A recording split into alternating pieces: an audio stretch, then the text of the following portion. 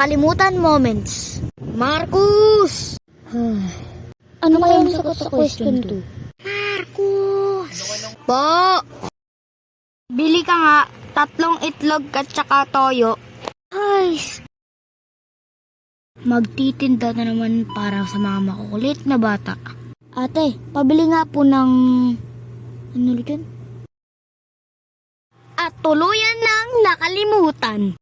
Pero guys, kung sasabihin ko sa inyo, kakalimutan talaga ako ng dati pa. Pero hanggang ngayon naman din, haha. Mali kasi dapat ganyan. Mali ka naman eh, dapat ganyan eh. Be, huwag kayo maingay.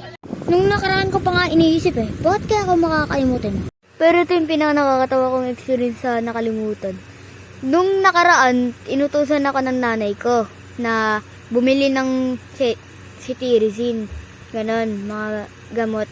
Tapos, nung bumili na ako, parang medyo ako nakalimutan. Tapos, pag uwi ko, bumili ako BioGlue. Sabi ng mama ko, kamote ka ba? Di naman BioGlue pinapabili ko cetirizine. Sabi ko, ay, sorry ma. Pero mga men, big announcement. 300 subscribers na tayo! So, yun lang. Sana nagustuhan yung video. Tapos, pag gusto nyo pa ng ibang video, mag-subscribe na. So, yun lang mga men. Mag-subscribe na kayo para sa next video.